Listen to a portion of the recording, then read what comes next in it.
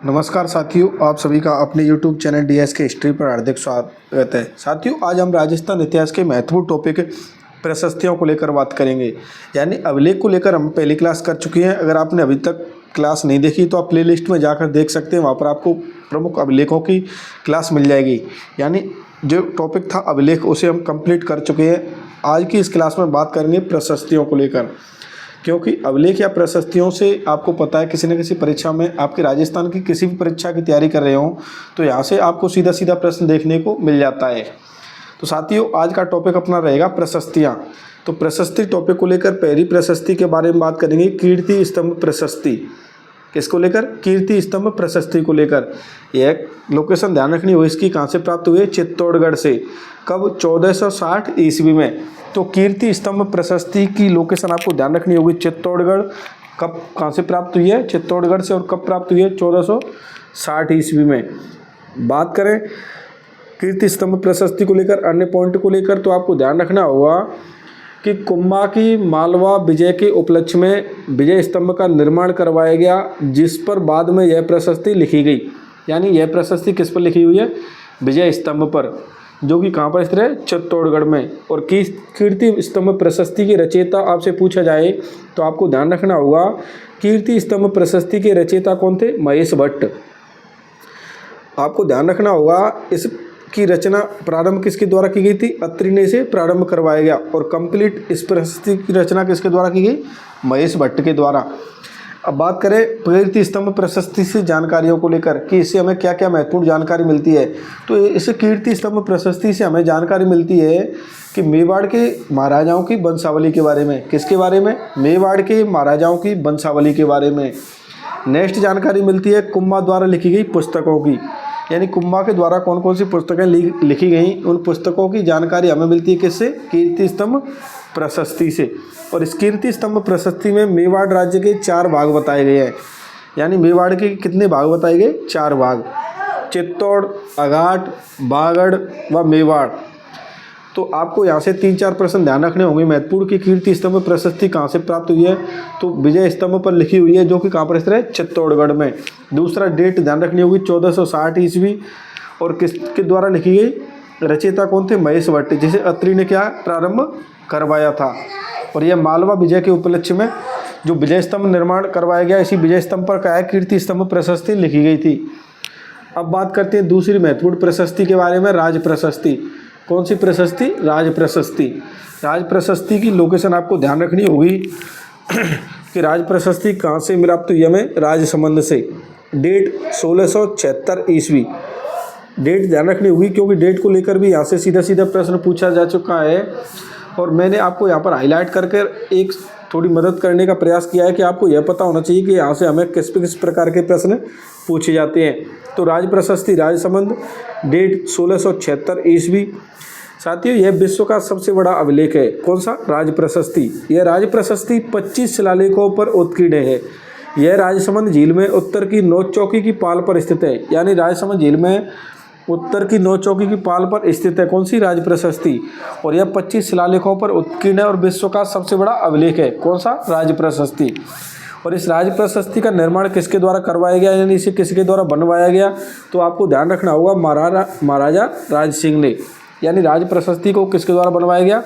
महाराजा राज सिंह के द्वारा। बात करें रचयिता कौन थे इसके? रणछोड़ भट्ट।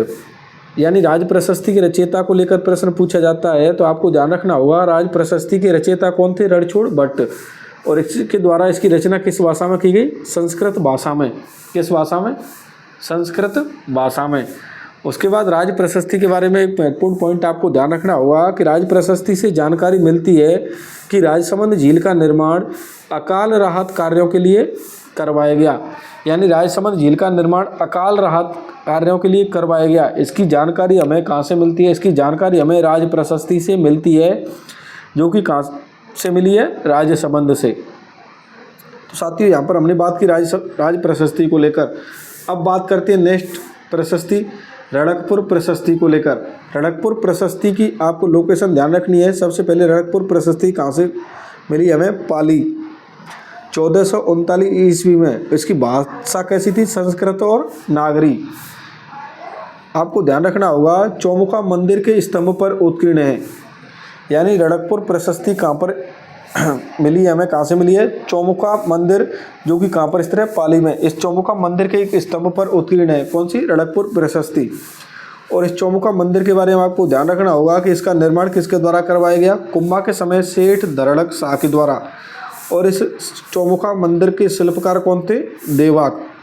साथियों, रणकपुर प्रशस्ति से हमें जानकारी मिलती है बप्पा रावल से लेकर कुंभा तक की। किसकी जानकारी मिलती है? बप्पा रावल से लेकर कुंभा तक की। उसके बाद आपको ध्यान रखना होगा रणकपुर प्रशस्ति के बारे में अगला पॉइंट, कि रणकपुर प्रशस्ति में कालभोज और बप्पा रावल को अलग अलग व्यक्ति बताया गया है।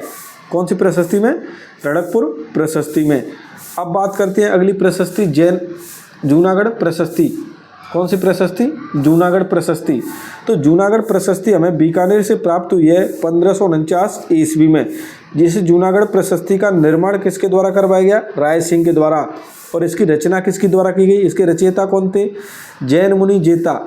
यानी जूनागढ़ प्रशस्ति कहाँ से मिली है? बीकानेर से। इसका निर्माण बीकानेर के शासक राय सिंह के द्वारा करवाया गया। और यह जूनागढ़ प्रशस्ति किसके द्वारा रचित है? किसके द्वारा इसकी रचना की गई? जैन मुनि जेता के द्वारा। और इस जूनागढ़ प्रशस्ति में राव भीखा से लेकर राय सिंह तक का वर्णन मिलता है। किससे किसका लेकर? राव भीखा से लेकर राय सिंह तक का वर्णन मिलता है। किससे? जूनागढ़ प्रशस्ति से। और इसी जूनागढ़ प्रशस्ति से राय सिंह की काबुल विजय की जानकारी मिलती है। यानी जूनागढ़ प्रशस्ति से राय सिंह की काबुल विजय की जानकारी मिलती है। साथियों, हमने बात की जूनागढ़ प्रशस्ति को लेकर। अब बात करते हैं अगली प्रशस्ति को लेकर। अगली प्रशस्ति में आपको ध्यान रखना होगा नेमिनाथ प्रशस्ति। नेमिनाथ प्रशस्ति हमें कहाँ से प्राप्त हुई है? माउंट आबू सरोई से। इसकी डेट ध्यान रखनी होगी 1280 ईस्वी। और इस नेमिनाथ प्रशस्ति की जानकारी हमें जानकारी क्या मिलती है? इसे नेमिनाथ प्रशस्ति से परमार शासकों की। और इस नेमिनाथ प्रशस्ति को अन्य हम किस नाम से जानते हैं? लूड़बसई प्रशस्ति के नाम से। आपसे पूछा जाए नेमिनाथ प्रशस्ति कहाँ पर स्थित है? माउंट आबू सरोई में। लूड़बसई प्रशस्ति कहाँ पर स्थित है? माउंट आबू सरोई में। यानी नेमिनाथ प्रशस्ति कहें या हम लूड़बसई प्रशस्ति कहें, यह दोनों बात एक ही है, एक दूसरे के अन्य नाम है। और इस नेमिनाथ या लूड़बसई प्रशस्ति के निर्माण किसके द्वारा करवाया गया? तेजपाल के द्वारा। किसके द्वारा? तेजपाल के द्वारा। अब बात करते हैं अगली प्रशस्ति नाथ प्रशस्ति को लेकर। कौन सी प्रशस्ति? नाथ प्रशस्ति। नाथ प्रशस्ति कहाँ से प्राप्त हुई? उदयपुर से 971 ईस्वी में। और इस नाथ प्रशस्ति के रचयिता आपको ध्यान रखने होंगे। इस नाथ प्रशस्ति के रचयिता कौन थे? आम्रकवि। कौन थे? आम्रकवि। नाथ प्रशस्ति के बारे में आपको एक पॉइंट ध्यान रखना होगा कि एकलिंग जी के मंदिर के पास लकुलीस मंदिर से प्राप्त हुई है। कौन सी? नाथ प्रशस्ति। यानी नाथ प्रशस्ति हमें कहाँ से मिलती है? लकुलीस मंदिर उदयपुर से। अब बात करते हैं अगले प्रशस्ति के बारे में। अगली प्रशस्ति का क्या नाम है? जगन्नाथ राय प्रशस्ति। यह जगन्नाथ राय प्रशस्ति हमें कहाँ से मिलती है? जगन्नाथ राय मंदिर उदयपुर। यानी जो जगन्नाथ राय मंदिर उदयपुर में स्थित है, इस पर काले पत्थर पर उत्कीर्ण है। कौन सी प्रशस्ति? जगन्नाथ राय प्रशस्ति। और यह डेट इसकी ध्यान रखनी होगी 1652 ईस्वी। आपसे पूछा जा सकता है कि जगन्नाथ राय प्रशस्ति के रचनाकार कौन थे? तो आपको आंसर देना होगा कृष्ण भट्ट। कौन थे? कृष्ण भट्ट। बात करें हम जगन्नाथ राय प्रशस्ति से कि हमें क्या जानकारी मिलती है, तो इस जगन्नाथ राय प्रशस्ति से हमें जानकारी मिलती है कि महाराणा जगत सिंह ने पिछोला झील में मोहन मंदिर और रूपसागर तालाब का निर्माण करवाया गया। किसका निर्माण करवाया गया? रूपसागर तालाब का निर्माण करवाया गया। तो साथियों, हमने बात की जगन्नाथ राय प्रशस्ति को लेकर। अब हम बात करते हैं अन्य प्रमुख प्रशस्तियों को लेकर। यानी आपसे सीधा सीधा प्रशस्ति देकर आपसे लोकेशन पूछी जाएगी कि हर्षनाथ प्रशस्ति कहाँ पर स्थित है। ऐसे कोई भी प्रशस्ति का नाम आपको दे दिया जाएगा और आपसे लोकेशन पूछी जाएगी। तो आपको ध्यान रखना होगा हर्षनाथ प्रशस्ति कहाँ पर स्थित है? हर्षनाथ मंदिर सीकर में। आपको ध्यान रखना होगा बैद्यनाथ मंदिर प्रशस्ति, पाशुपत प्रशस्ति व त्रिमुख बावड़ी प्रशस्ति, यह तीनों प्रशस्तियाँ कहाँ स्थित हैं? उदयपुर में। बात करें नेक्स्ट प्रशस्ति को लेकर, विष्णु मंदिर की प्रशस्ति, यह कहाँ से स्थित है? बेड़ेसर डूंगरपुर में। साथियों, बात करें प्रशस्ति टॉपिक को लेकर लास्ट लाइन के बारे में, तो आपको ध्यान रखना होगा कि कौन सा साक्ष्य हल्दी घाटी के युद्ध में प्रताप को विजयी मानता है। यानी ऐसा कौन मानता है कि हल्दी घाटी के युद्ध में महाराणा प्रताप विजयी हुए थे। ऐसा हमें उल्लेख कहाँ कहाँ देखने को मिलता है? तो यह जानकारी हमें राज प्रशस्ति से मिलती है, राज प्रकाश से मिलती है, जगदीश मंदिर प्रशस्ति से यह हमें जानकारी मिलती है। साथ ही यह प्रश्न किसी परीक्षा में पूछा गया था, आपसे प्रश्न पूछा गया था कि कौन सा साक्ष्य हल्दीघाटी के युद्ध में प्रताप को विजयी मानता है। तो कौन कौन से साक्ष्य आपको ध्यान रखने होंगे, ऐसा मानते हैं राज प्रशस्ति में, राज प्रकाश और जगदीश मंदिर प्रशस्ति में, इन तीनों में माना गया है कि जो हल्दीघाटी का युद्ध हुआ था इसमें महाराणा प्रताप विजयी हुए थे। साथियों, हमने आज के टॉपिक में बात की प्रशस्तियों को लेकर। उम्मीद करता हूँ आपको क्लास अच्छी लगी होगी। बात करते हैं नेक्स्ट टॉपिक को लेकर, तब तक के लिए धन्यवाद।